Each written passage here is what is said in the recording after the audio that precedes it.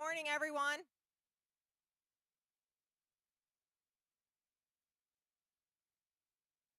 Great. Oh, thank you. That's better. We're going to get started. That was pretty quick. Thank you.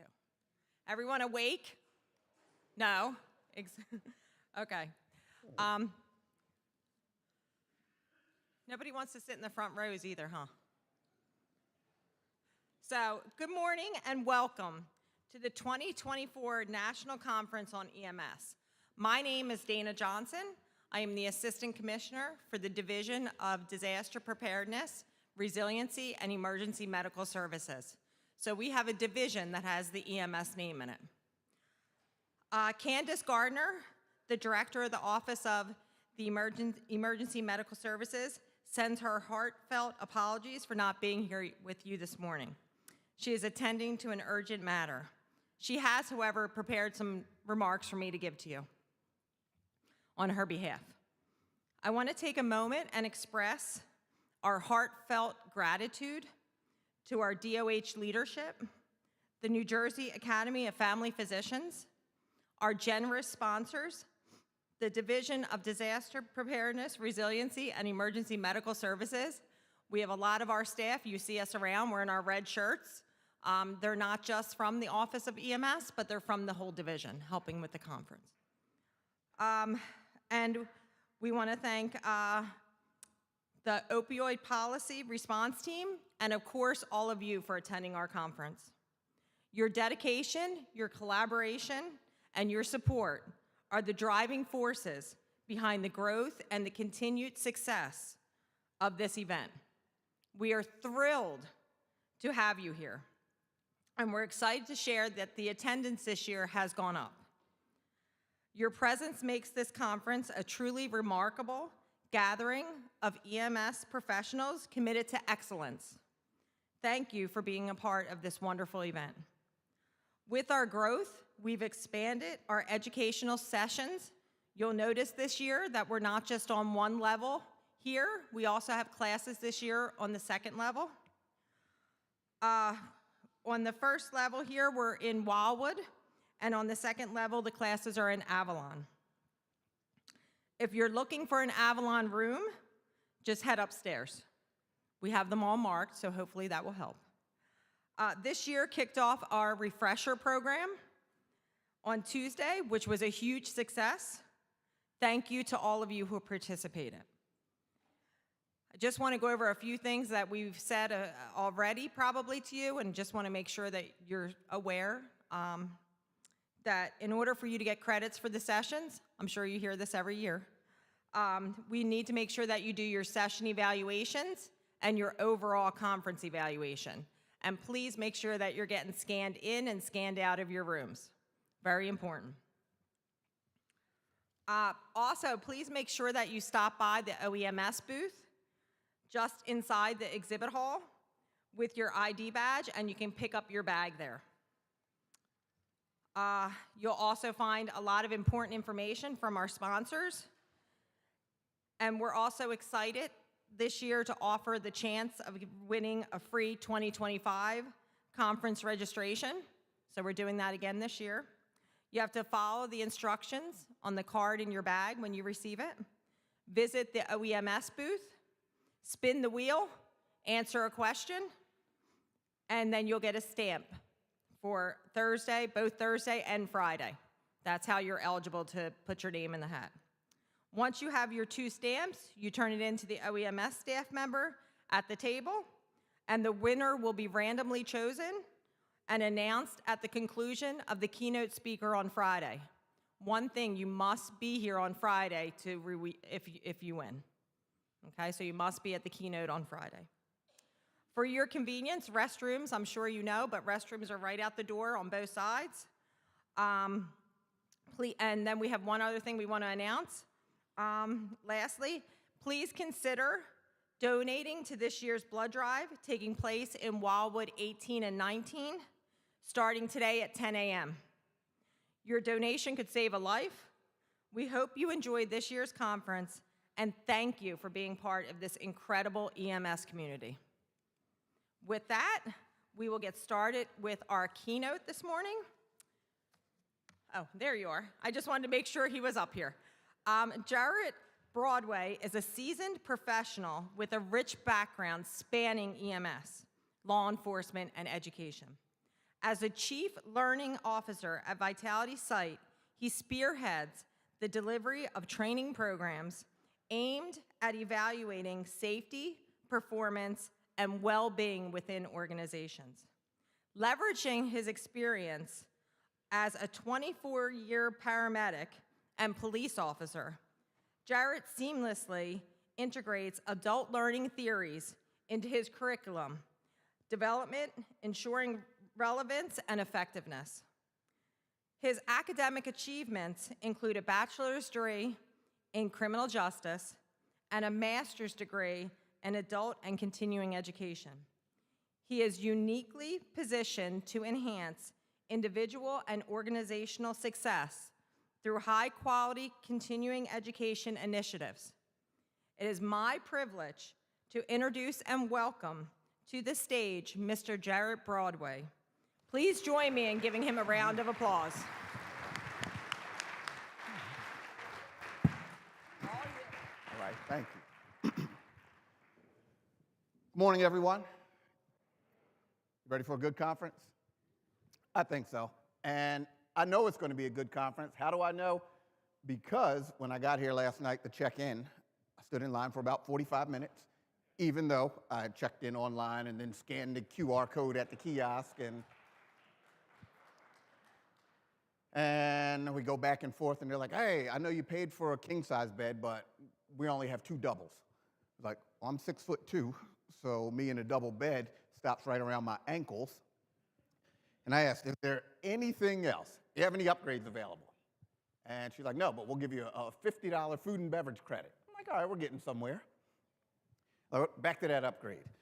So she's like, oh, I won't tell you how much it was, but we can upgrade you for this. I'm like, okay. So now they call, and they're on the phone, and then they pull out papers, and I have to sign this, and they're back on the phone getting authorization codes.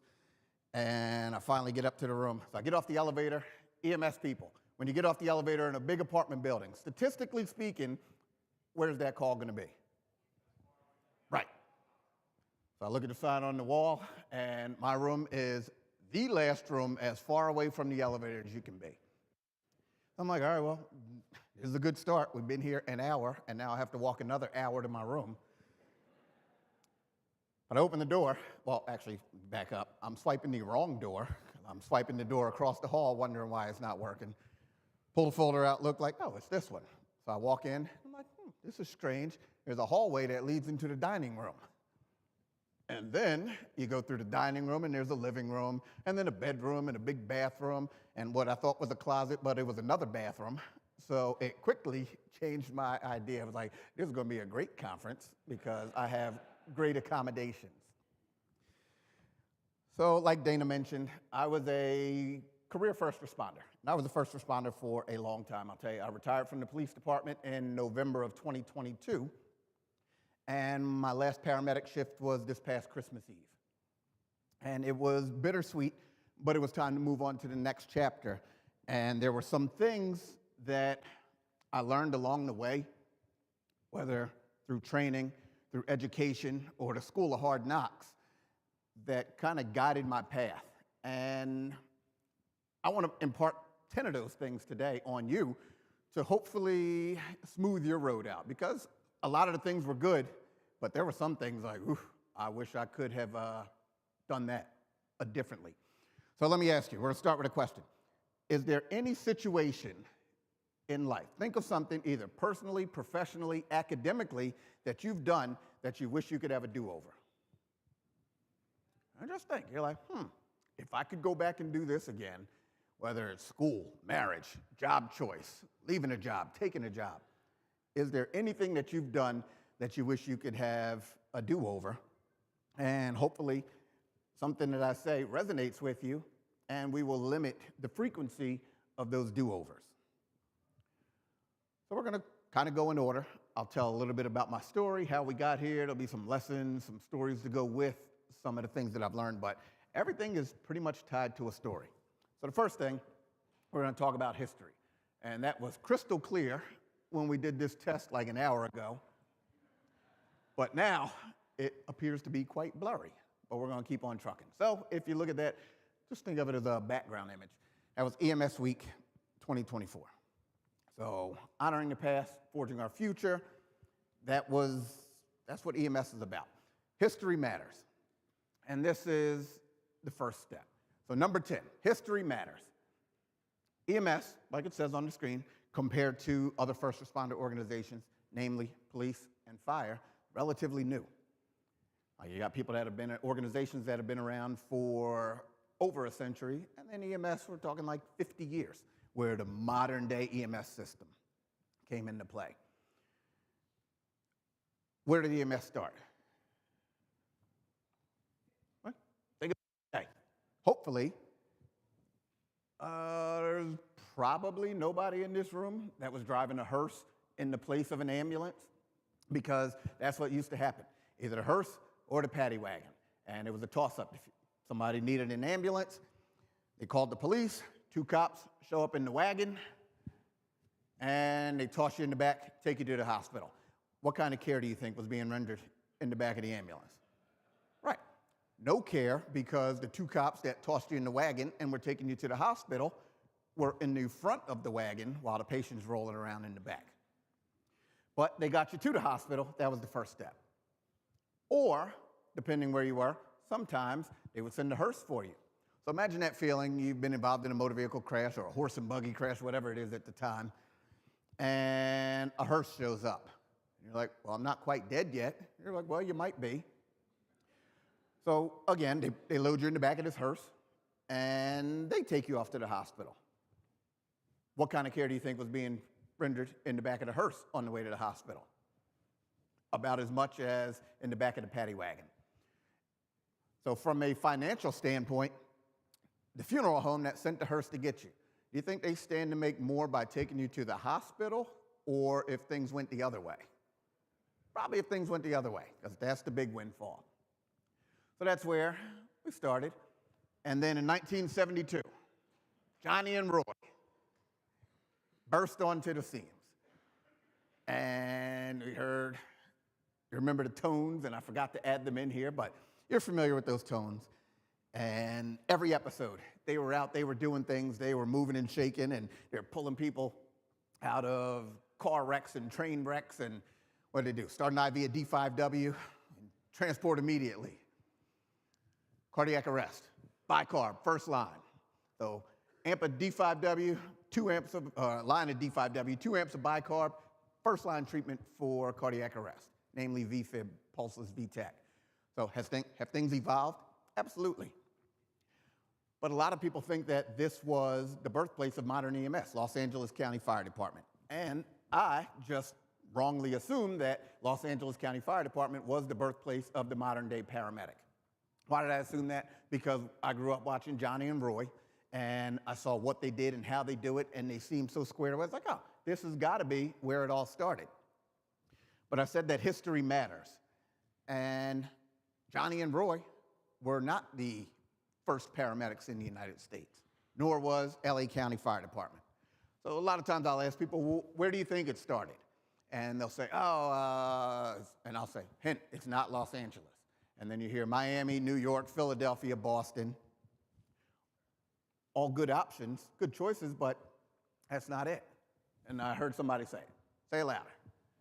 Pittsburgh. Pittsburgh, Pennsylvania, 1968. And I'm not going to spend a lot of time on this because tomorrow's keynote, you will hear from them directly. But there was this organization, Freedom House Ambulance, and they were the first paramedics in the United States. And when I say the first, I mean the term paramedic hadn't even been coined yet. So they were training them to go out and do all these things, and they hadn't even come up with the word paramedic. But they are credited with performing the first field intubation, performing all of the advanced life support procedures that we consider commonplace now, and it was them, Freedom House. So what do you notice about Freedom House Ambulance? And we're stating the obvious. So they're all black dudes. They kind of look like me. So I mentioned that I was a paramedic. In New Jersey, I like to say I'm a bit of a unicorn, because there are a lot of EMTs, there are a lot of paramedics in New Jersey, and I've worked a few different places. So I worked somewhere, and I won't say the name, but there were 175 paramedics, and I was one of 5 black paramedics there. And you're like, why does it matter? As long as there's 2 medics on the truck, that's all that matters. Color doesn't matter, race doesn't matter. I'll tell you that representation matters.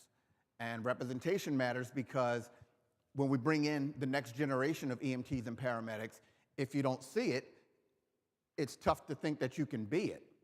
So people need to see women. They need to see minorities. They need to see people that are representative of their community to say, hey, you know what? I think I could do this. So me, Jarrod, Broadway, I was a paramedic. I was a black paramedic, and I had never heard of Freedom House Ambulance. And the fact that, why didn't I hear about it? Because their story was largely erased from history. And the story was rewritten and retold and passed down, and we led you to think Johnny and Roy, and I'm thinking we're going to be blurry all day, but you'll get the point. I'm thinking that Johnny and Roy were where real paramedics started, but it wasn't. It was these guys, and they did a lot, and they were erased. Tomorrow, you will hear their story from them, so we're going to move on. So that was number 10. Number 9, of the 10 things I wish I had learned earlier in my career, find a meaning and purpose. Like, what's your meaning? What's your purpose?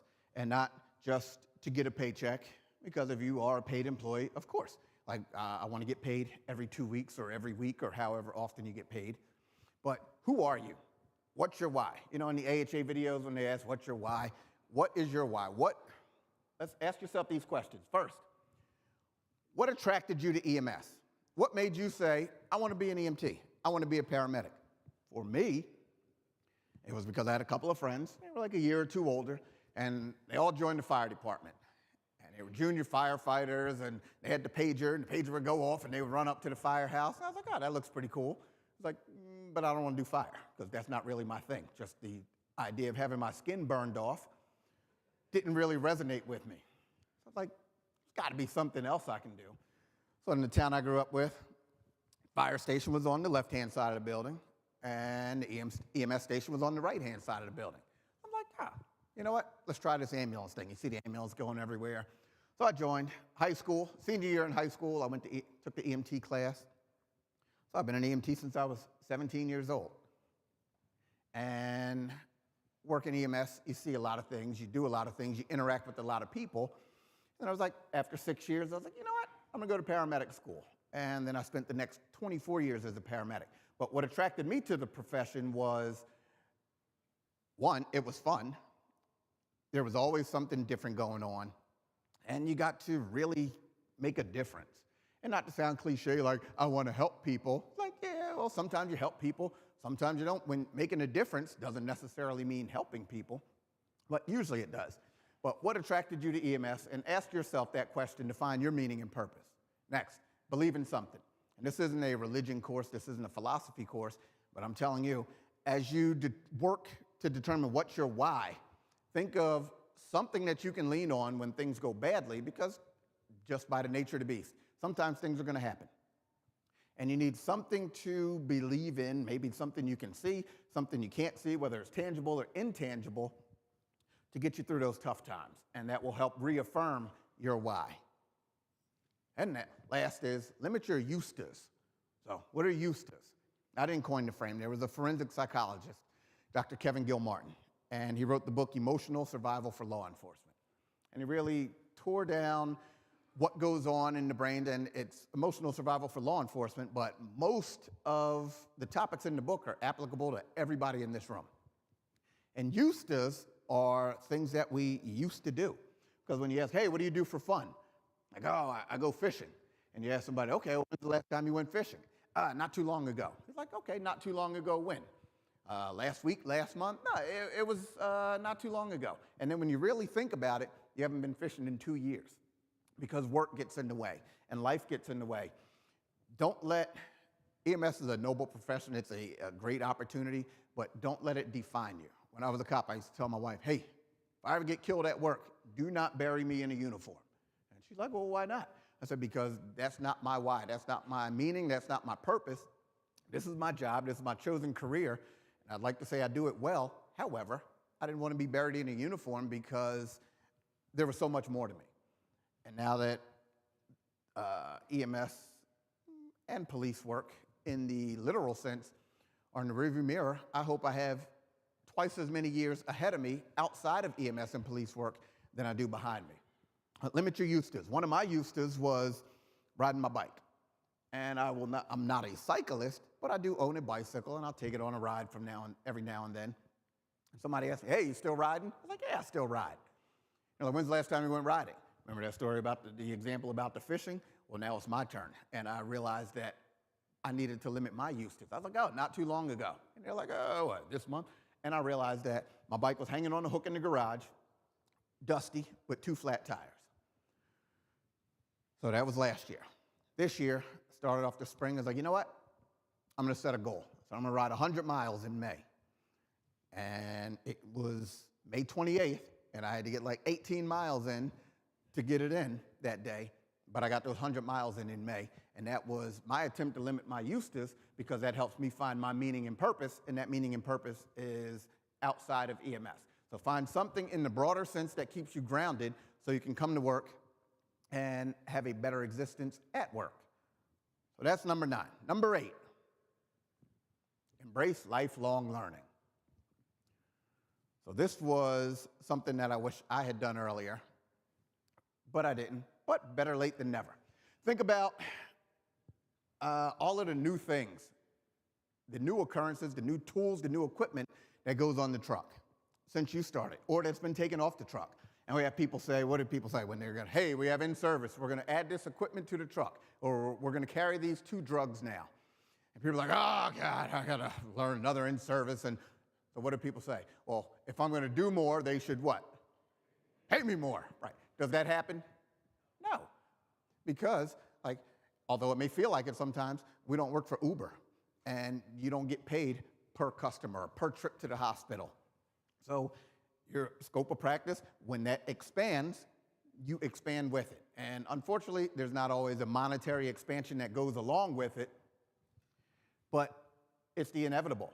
So you can either be that person that embraces it and you go out and you learn it and you do it to the best of your ability, or you can be that person that kind of, you do the bare minimum and skate by, and when something happens, that's when it's glaringly obvious that you have not embraced lifelong learning.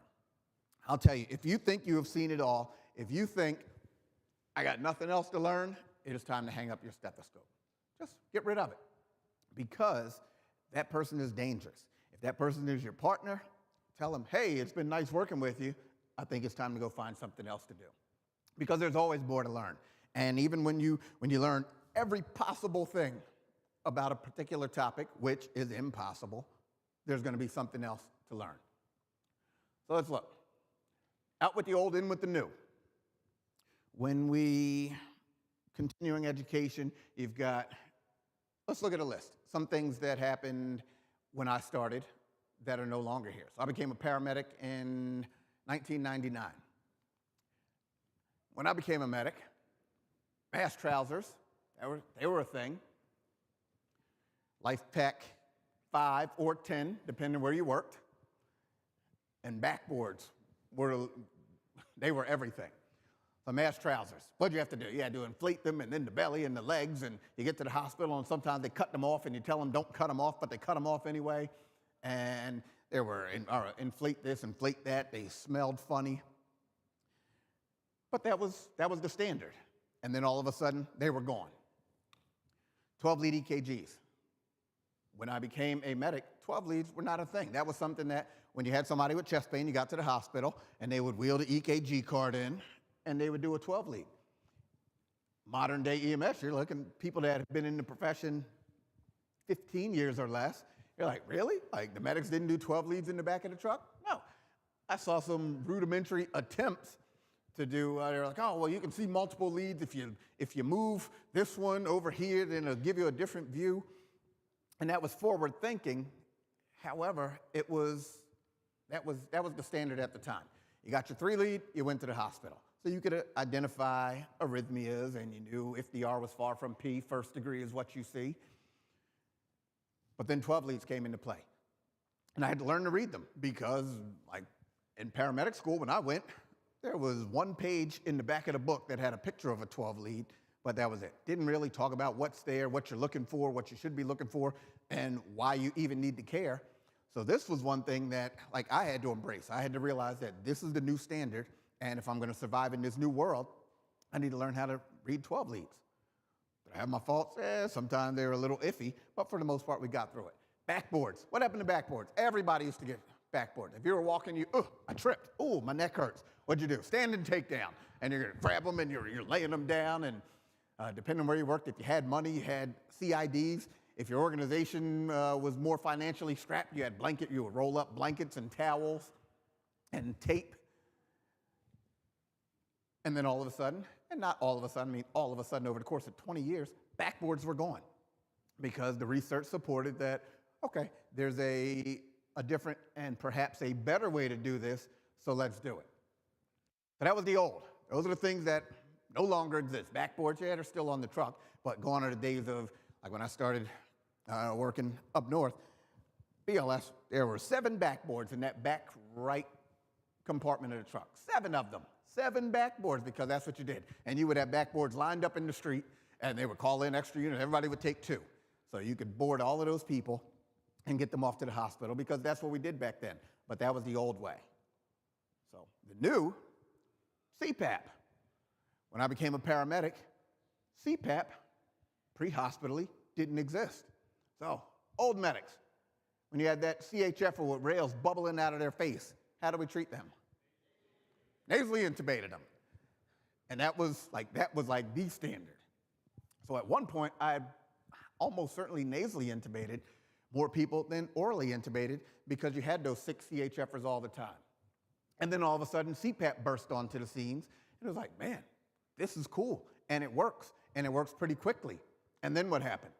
It worked so well, they're like, we're going to give this to BLS. And now BLS has CPAP, and the sick people that probably would have died or been pretty close to dying or been intubated and became vent dependent until they ultimately died, now they have much better outcomes, because that was the progression. So that was in with the new. We learned, medicine learned, and then they passed it along to pre-hospital medicine. And ALS got the tool, and then we passed it along to BLS, and now we all work collectively to offer the highest level of care possible for our patients. I mentioned earlier, 12 leads with the LifePak 10, or definitely not the LifePak 5, you couldn't do it. But now, with a contraption like this, LifePak Zoll, whatever, not endorsing any particular product, you can see these things. And you can look, and hey, sir, I'm going to put some stickers on your chest. Take a look at your heart. And then we look at it, and you're like, oh, what's it say? It's like, oh, it says you have ST elevations in leads 2, 3, and AVF. You're like, what's that mean? That means you're having a heart attack. You're like, oh, well, I'll be.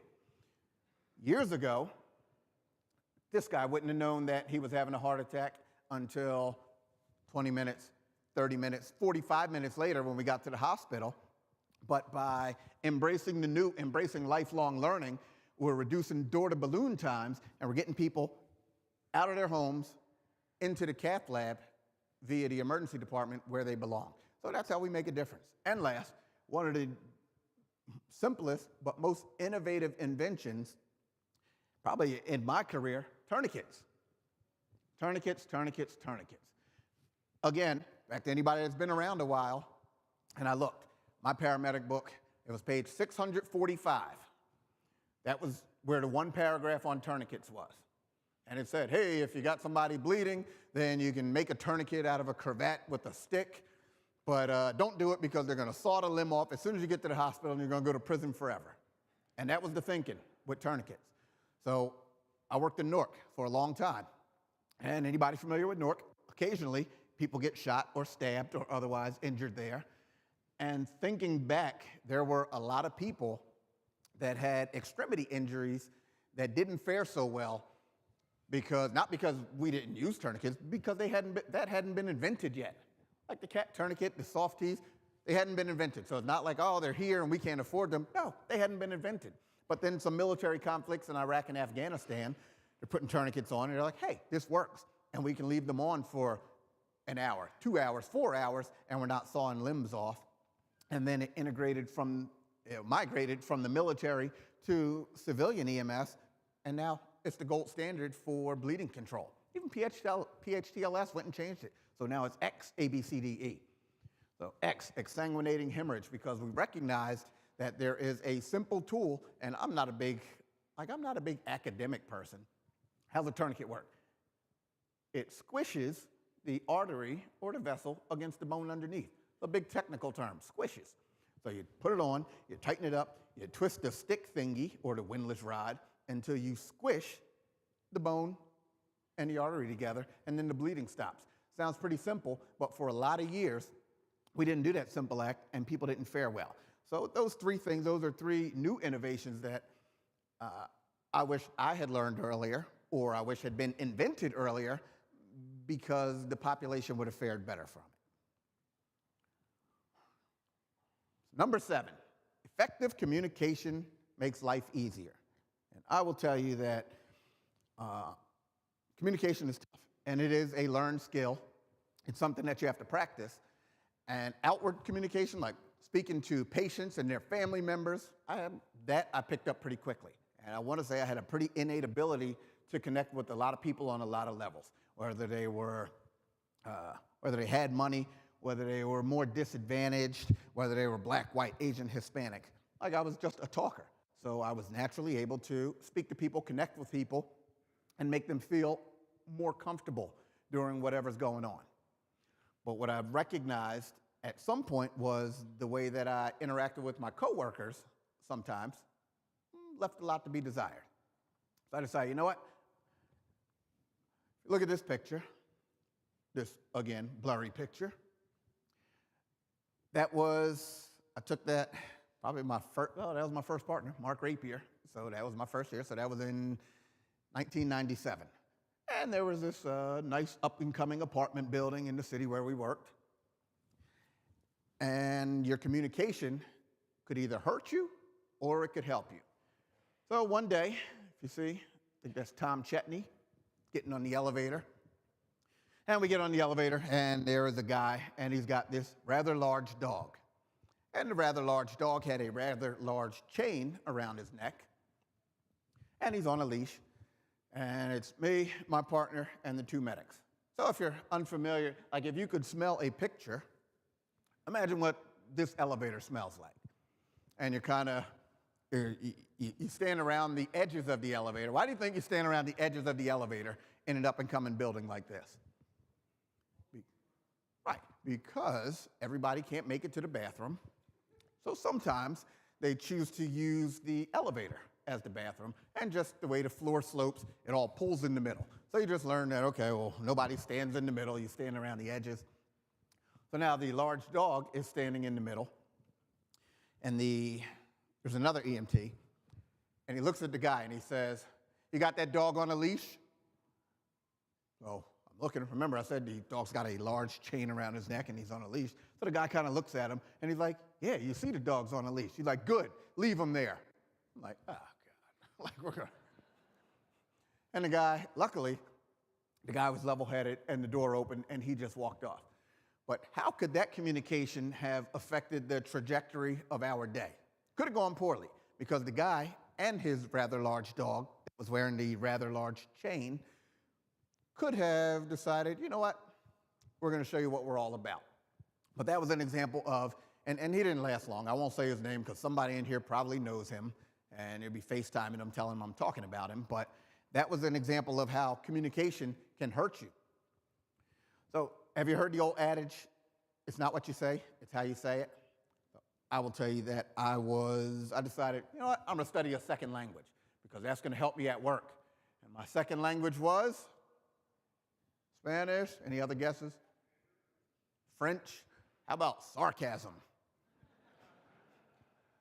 So sarcasm, like, I was able to speak it fluently. And a well-placed sarcastic jab can be effective, but at some point I had to realize that maybe it's not the most effective way to communicate with people. And you think of that old adage, you catch more flies with honey than vinegar. Once I learned this lesson, I adjusted the way that I would correct people or interact with people. So if you look on the screen, It's the same sentence, but when we change the tone and inflection, it changes the whole meeting. So I didn't say you were stupid. Okay, seems pretty benign. I didn't say you were stupid. I implied it, or I texted it. I didn't say you were stupid. I said he was stupid. I didn't say you were stupid. Paul said you were stupid. And I didn't say you were stupid. I said you were an imbecile. So it's the same words, the same sentence, but when you change the delivery, it changes the message. So when people come to me and we get a complaint, they're like, okay, tell me what happened. They're like, all I said was, like, okay, now tell me how you said it. And that's always my follow-up question. Tell me how you said it. Are most people going to tell you exactly if they use one of those alternate tones and inflections? Are they usually going to say it like that? They're like, no, I don't know why the person is upset. I don't know why they're calling. I don't know why they sent an email. All I said was, so the follow-up question is, tell me how you said it. And that's how communication, being able to communicate effectively, makes your job easier. I believe that was number 7. So number 6, practice empathy. And what empathy is, like we toss the terms around, and sometimes people confuse empathy with sympathy, but being able to view a situation through the lens of another. So there was, if you just think, okay, how would I feel if I were in this situation? And sometimes it's tough as pre-hospital providers because you want to maintain a level of detachment, and you're like, oh, I have things to do, tasks I need to accomplish, but you have to remember that the tasks that we are accomplishing are associated to human beings. So years ago, there was at the time he was associate director, he later became the director of EMS up in Newark, John Grimbowick. And I remember what he said. He told me, he was like, a lot of times we deal with people during the worst 10 minutes of their life. And I was young. I don't even think I was a medic. So I was 21, 22, and I still remember that. A lot of times we deal with people during the worst 10 minutes of their life. So whether it's a cardiac arrest on the floor on Thanksgiving morning, or a motor vehicle crash after the prom where a student is killed, or even Nana. Nana's sitting in her chair, knitting peacefully, and family wakes up in the morning, and Nana has transitioned to the great beyond. Even though this might be your 200th unattended death, and the 300th cardiac arrest, and your 50th fatal motor vehicle crash on prom night, for the family, a lot of times this is going to be their first one. This is going to be the worst 10 minutes of their life. You're going to be there to process it. And what you do, how you interact with them, can really make the difference. So it's easy to lose sight of what we're doing and what our role is, and that there are other people involved in this.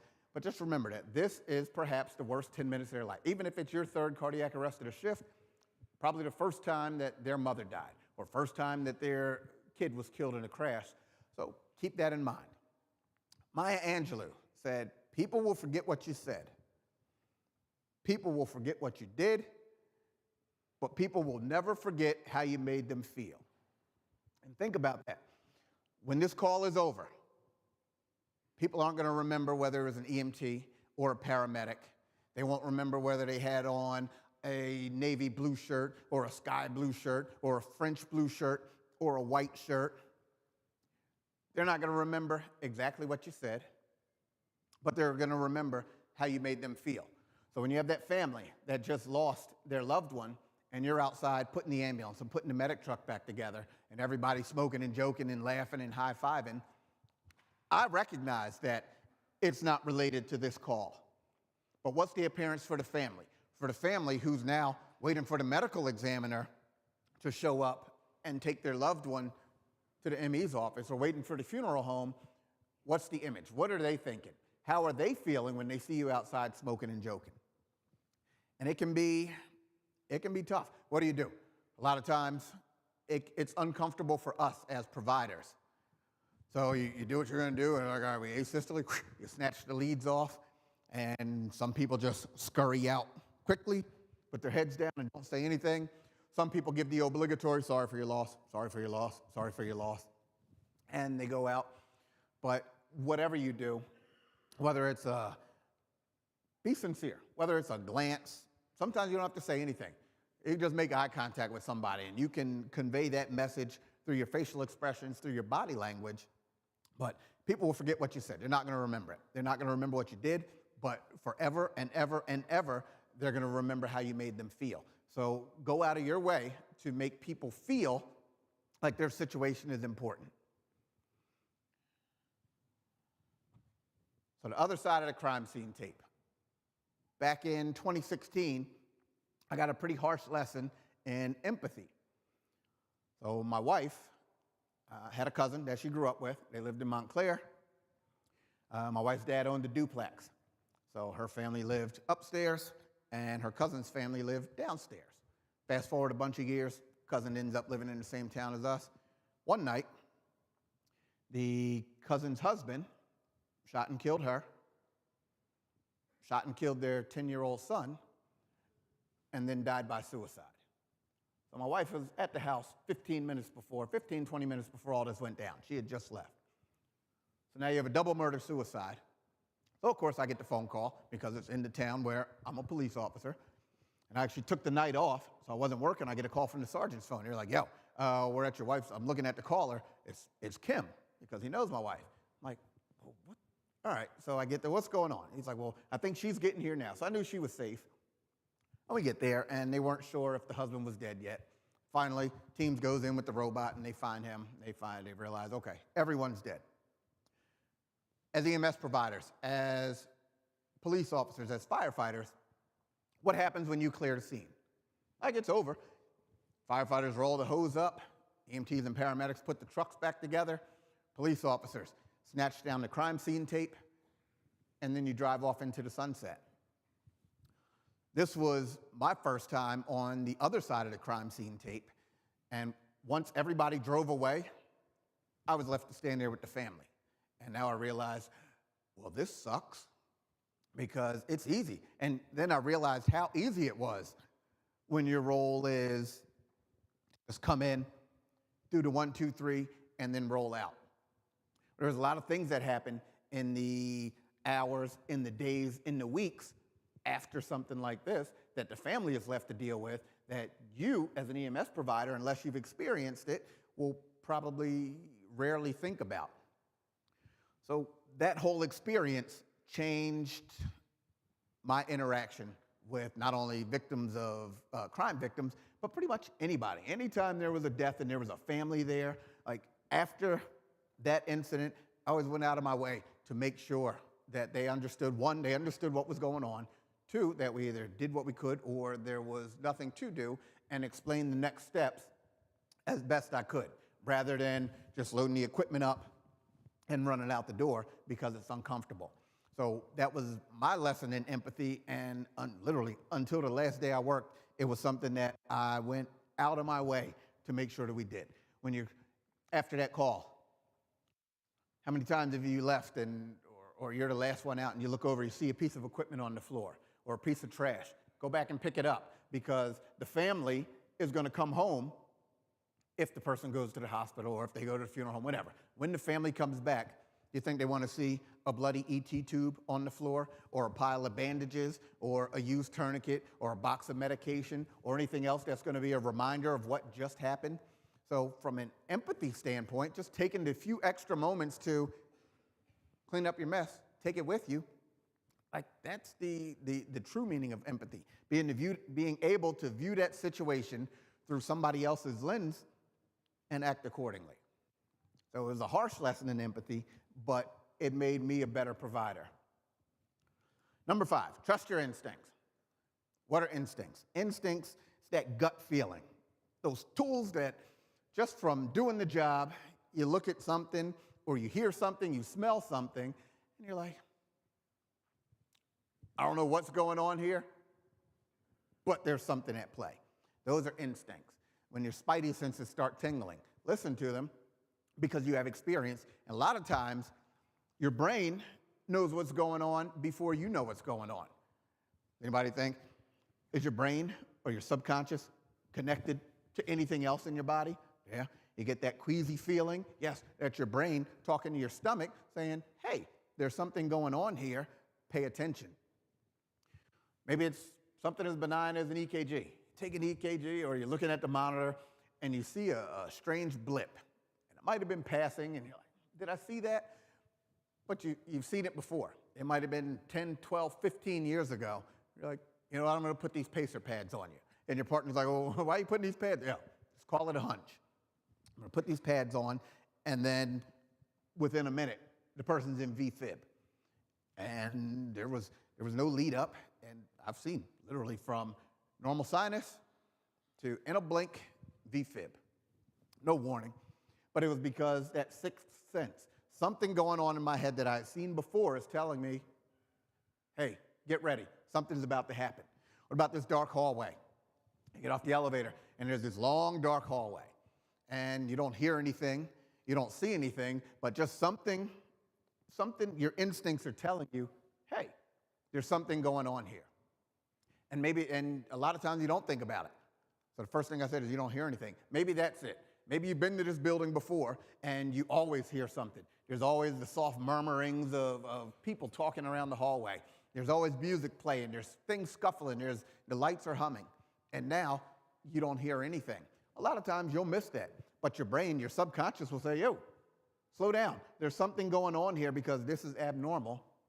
And that is one of the things that, listen to it. Trust your instincts, whether it's a safety issue, a medical issue, even relationships. How many times in relationships have your instinct said, hey, I wouldn't do that if I were you? And you're like, I'm going to do it. And then all of a sudden, half your pension's gone, or your 401k, or whatever, and you're like, you know what? I should have trusted my instincts. Next up, number 4, celebrate the wins, learn from the losses. Do we always win in EMS? Is every call a success story? No. If so, the world would be a phenomenal place. I'm not saying that the world isn't a good place, but there's going to be some bad times, some adverse actions, a lot of times actions taken by other people. So this person actually happens to be in the room. I won't say her name, but we'll see if she remembers the call. So we have a call one night, and there's a person bleeding from a shunt. And I remember, we get there, I'm on the medic truck with this medic, and we are she's doing what she's doing, I'm doing what I'm doing. Remember, tourniquets hadn't been invented, so I was like, ooh, try BP cuff. So pump the BP cuff up to like 300. And the guy, I remember when we got there, the guy's like, come on, y'all, I'm dying. And we walked in the house, and he was absolutely dying, like he was right. So the BLS walked in, and I remember I said, hey, the BP cuff is controlling the bleeding. And I never looked up because we were doing what we're doing. And then you hear the familiar sound of Velcro tearing. I'm like, huh. So we pause, we look up, and he's standing there with the bloody BP cuff dangling in his hand. So we rush to get it back on. And we take the guy to the hospital. And we'll just leave it at that. It was a one-way trip to the hospital. That was a loss. And what do? Like, you talk about it, you debrief, you learn from it, and then hopefully you don't repeat that type of loss. And there was a failure on a few ends. On my end, because all I said was, hey, the BP cuff's controlling the bleeding. Did I receive an acknowledgement? We talk on the radio. What happens? You say something to the dispatcher, they acknowledge you. Replaying the situation, I don't remember if they acknowledged me or not. But I know what the action was. So the action was, even if they acknowledged, they didn't understand the statement. So this person, for not reading the room, I mean, when there's blood dripping down the walls, pretty good indication that at some point before I got here, there was some pretty severe bleeding going on. And now there's no bleeding. And it was from his arm. And the BP cuff on his arm is the size of a balloon. So maybe that's there for a reason. Or maybe the dumb medics just pumped it up and forgot it. Because you know how those medics are. But that was you don't always get it right. A lot of times you do. But when you don't, we need to learn from it. I used to be all about black and white. There were no shades of gray. It was huh, you were right, you were wrong. And even as a cop, when I started, because in the police academy, they're like, this is the law in New Jersey, Title 2C and Title 39. This is what you do. This is how you do it. There's no room for interpretation. And then my first day on FTO, I realized that pretty much nothing is black and white, and the whole world are shades of gray. So there are, because if you change one tiny nuance, it could completely change the situation. And you have to be aware of that. Looking back, a little tough on my kids. So second place, first loser. Hey, we came in second. That just means you're the first loser. And my wife used to say, why are you so harsh? Like, because it's either way. Go big or go home. I was rigid, unbending. But then I realized that you can celebrate the wins, learn from the losses.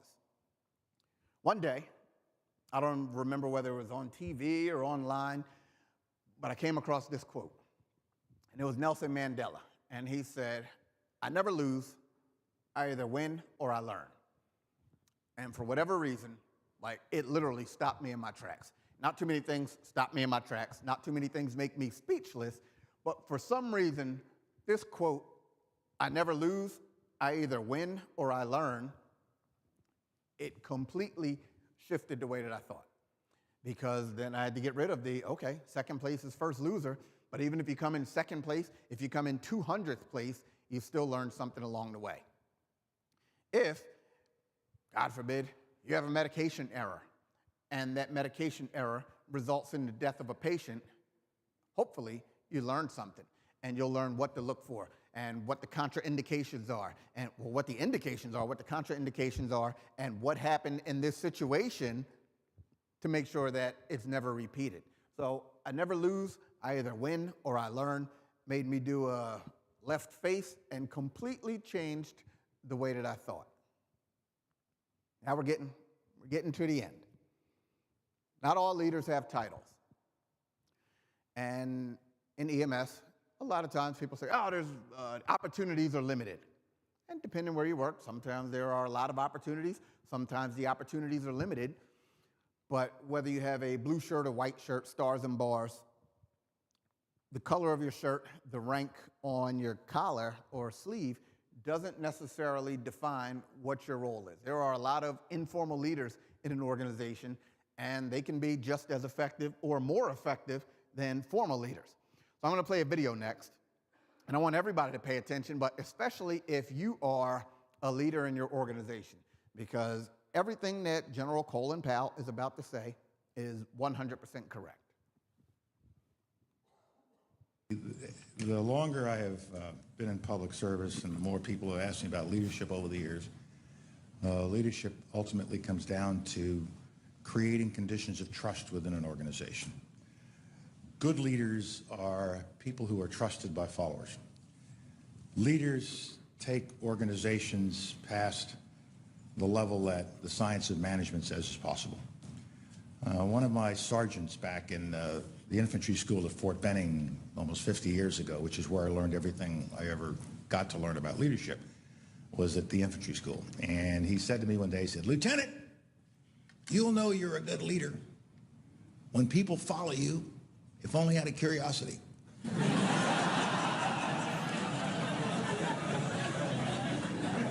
I've never had a better definition. Because what he was saying, and I've seen it experienced in my life so many times, what he was saying is they trust you. And you have built up that trust. How did you do it? Clear mission and statement, selfless service. People look to you and they trust you because you're serving selflessly as the leader, not self-serving, selflessly. And that you prepare the followers, you train them. You give them what they need to get the job done. Don't give them a job if you're not going to give them the resources, and that you're prepared to take the risks with them. And so they would teach us at the infantry school, no matter how cold it is, Lieutenant, you must never look cold. No matter hungry you all are, Lieutenant, you must never appear hungry. No matter how terrified you are, Lieutenant, you must never look terrified. Because if you are scared, terrified, hungry, and cold, they will be scared, terrified, hungry, and cold. I've gotten away with that many, many times in the course of my career by being scared to death, cold, and wanting to go to sleep. But no, let's go. Let's keep going. Let's go around this corner, if only out of curiosity. And they'll follow you into the darkest night, down the deepest valley, up the highest hill, if they trust you. So trust. As a leader, it's your responsibility to build trust within your organization. And I have had some leaders that left a lot to be desired. And then I had some leaders that I would walk through hell with gasoline-soaked underwear because I trusted them. And I knew that that's what we needed to do to accomplish the objective if that's what they were saying. So build that trust, whatever you need to do to build. And I'm not saying bribe people like donuts and bagels. That doesn't build trust.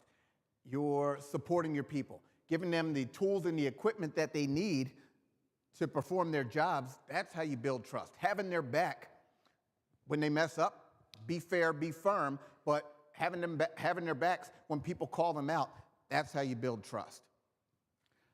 All shapes and sizes. I mentioned white shirts, blue shirts. There are, in any organization, identify those informal leaders.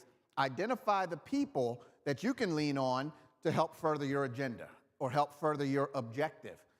You look around and you say, okay, who's influential in this organization?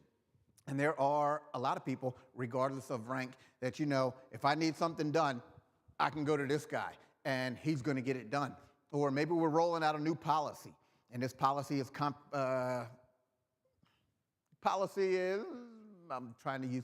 working on more positive communication, back to number 7.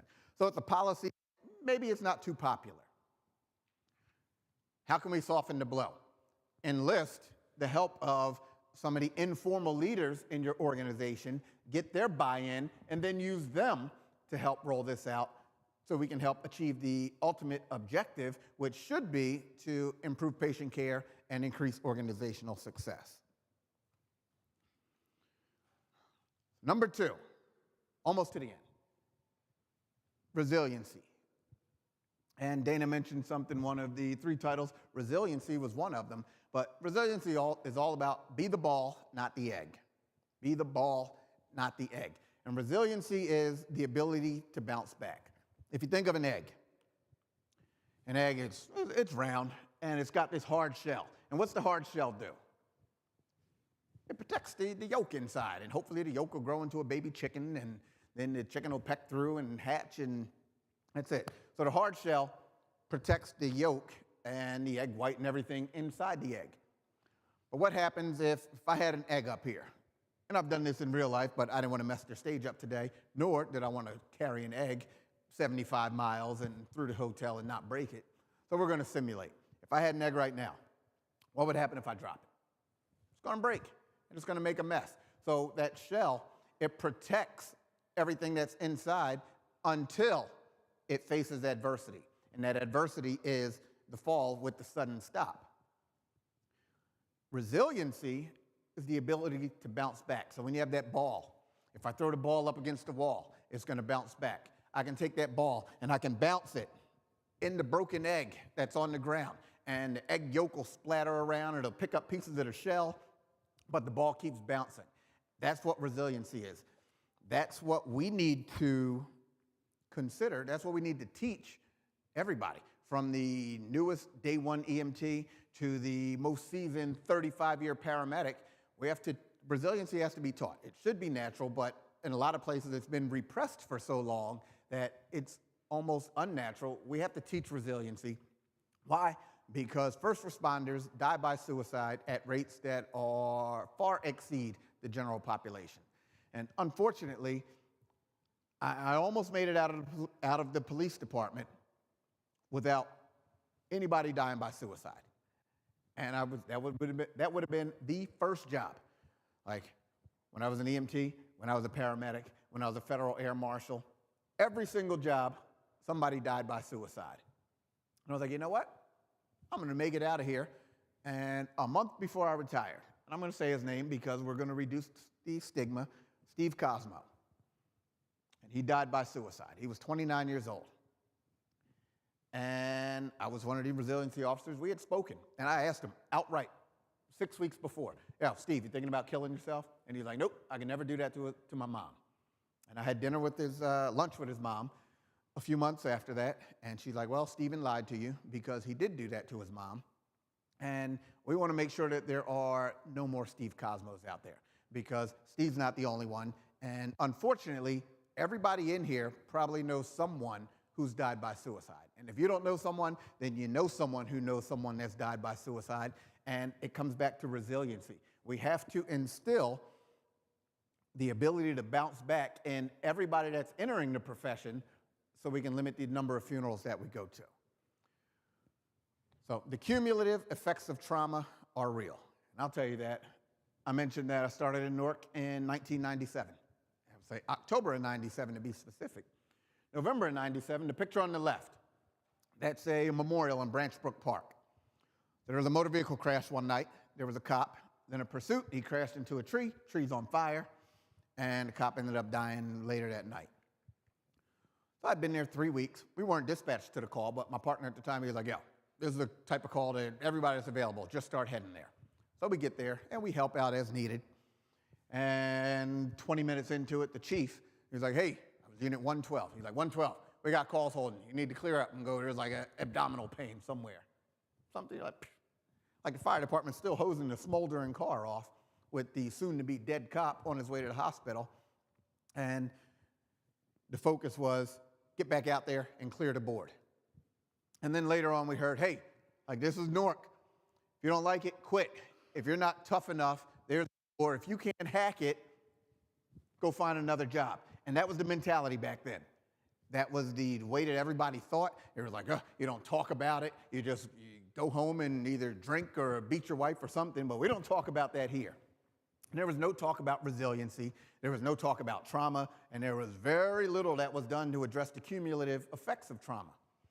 So I mentioned that I was a cop. 2012, I ride in the police unity tour.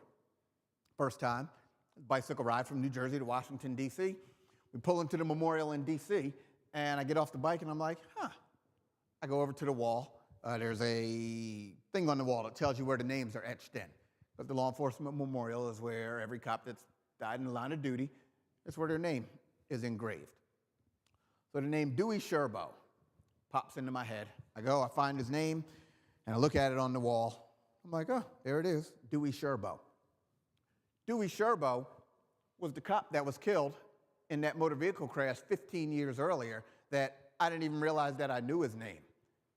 Had no idea that I knew his name, but somehow, riding into the memorial, this name that I didn't know, that I even remembered, popped into my head. First and last name. I met people this morning, and I have already forgotten your name. And for that, I apologize, but it is what it is. But the fact that I remember Dewey Sherbo 15 years later, those are the cumulative effects of trauma, especially when it remains unaddressed, and you never know when it's going to bubble up to the surface. I'll tell people, we do a much better job now. Talk about it, allow people to vent, let people know that we're human beings, not robots, so that leave work at work, leave home at home. It sounds good in theory, and it sounds good on paper, but again, we're human beings, and it's tough to turn it off. So there is definitely an overlap between work and home. Let people know, hey, that's natural. This is what we're going to do to address it so you can be the ball and not the egg. And number one of the 10 things I wish I had learned earlier in my career, send the elevator back down. Send the elevator back down. So what's your legacy? What are people going to say about you? Martin Luther King mentioned, if you find somebody to deliver his eulogy, tell him not to mention that he had a Nobel Peace Prize because that wasn't important. Tell him not to mention that he had 300 or 400 other awards because that wasn't important. Tell him not to mention where he went to school. And he said, I want somebody to mention that day that I tried to feed the hungry. I tried to clothe those who were naked. I tried to visit people who were in prison. I tried to love and serve humanity. That was him sending the elevator back down. What are people going to say about you when you're gone? So when I got hired in Newark, that guy, he's throwing darts, Wendell Andrews. He pulled me aside and he said, I'm going to look out for you because when I got hired, somebody looked out for me. And he's the one that told me, he said, when you reach a certain level in life, you need to send the elevator back down for the people coming up behind you. So 21-year-old Jarrod had no idea what Wendell Andrews was talking about. 48-year-old Jarrod knows exactly what Wendell meant by that. And now I have been on this elevator, I've ridden it up and down and gotten off on the wrong floor, taken it back down to the basement and ridden it back up as high as I can. And now it's my turn to send the elevator back down for all of you and the people coming up behind you to hopefully make sure that you have the same ride or even a better ride than I had. Because I have taken, like a GPS, I've taken wrong turns and had to recalculate. Hopefully, you will take a few less wrong turns just based on some of the things that we talked about. So send the elevator back down for that inquisitive person. They're knocking on the door. They're like, hey, I want to be an EMT or a paramedic. Tell me about it. Send the elevator back down for them. Send the elevator back down for that new EMT. They're standing there bright-eyed and bushy-tailed, and they're in the back of the ambulance, and they're putting tubes in the wrong holes. Teach them. Putting tubes in the wrong holes. Well, what tube in the back of the ambulance can go in the wrong hole, you say? Well, let me tell you. I mentioned Christmas Eve was my last shift. So I don't remember if it was the last shift or the next to last. We're on a call, nursing home. Think of the nasal end-tidal. Everybody familiar? So it's the nasal cannula with the little bubble, and it's got the inlet for the oxygen that's rigid, and then the hard plastic thing that goes into the monitor. So I asked the EMT, I was like, hey, stick this in her nose for me. Again, we go back to communication, and I hear the patient go, so I'm doing whatever. I look up, and there are, most of you would think that the prongs are the part that go in the nose. Well, this new EMT took the oxygen inlet, the rigid part that you plug the supply tubing in, and was jamming it into their nose like a Yankower. So I was like, hey. I know I said stick this in her nose. Maybe I could have used a different choice of words, but that wasn't the time to belittle them or yell at them or make them feel stupid. I was like, hey, all right, what I meant, the curved part, the really soft, squishy parts, that's the part I want in the nose, and then you can plug the oxygen into this part. But I told her again, hey, typically, unless you're like starting an IV or nasally intubating somebody, which she was well on her way to doing, that if the patient goes when you're putting oxygen on, probably not doing it right. So just a little tidbit. And that was me sending the elevator back down for her. When you have that new employee, they just got promoted, or they've expressed an interest, and they're like, hey, director, chief, lieutenant, whatever, I want to take on new responsibilities. Send the elevator back down for them. Bring them up to your level, because there's a lot of room at the top, and the only way an organization succeeds is if we've got good people on all levels. So just to recap, history matters. If I had known about the history and Freedom House sooner, I could have done more. Find meaning and purpose. If I had a greater meaning, a better purpose and understanding earlier on of why I'm doing this, I could have done more. If I had gone back to school earlier, I could have learned more, I could have done more to advance the profession. If I had recognized the importance of effective communication sooner, I could have done more to work on the relationship between ALS and BLS across the state, one EMT and one paramedic at the time. If I had practiced empathy, I could have made one family feel a little bit better during their tragedy. If I had trusted my instincts, then maybe I wouldn't have done some of the things that I did along the way, and my GPS would have recalculated less often. If I knew that we're going to mess up and it's okay, as long as you learn from it and move on, then I could have done more. If I learned that not all leaders have titles, I could have done more. You don't have to have a white shirt to be a leader. You don't have to have stars on your shoulders to be a leader. You have to have the best interests of the organization and the respect of your peers to be an effective leader. If I had learned that sooner, I could have done more. If I had learned to be the ball, the importance of being the ball and not the egg, then maybe one of my coworkers along the line that died by suicide would not have. I'm not blaming myself, but just us as a culture, if we had learned that sooner, then we could have done more.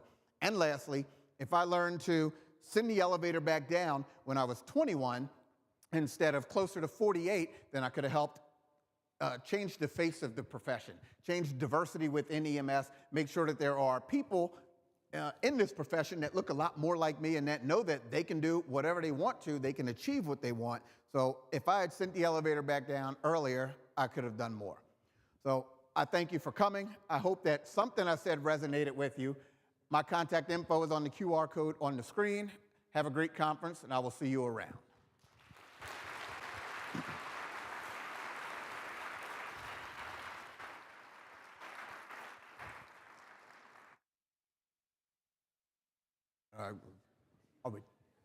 Oh, anybody have any questions, comments, thoughts, concerns? I wasn't set up for questions, but we can, if not, I'll be around. Grab me in the hallway. If I see you after like 9 p.m., I apologize in advance for anything I say. All right. Our next session starts at 10 o'clock, so we have a break from now until 10. So just FYI, just wanted to let you know that. So your next session starts at 10 a.m.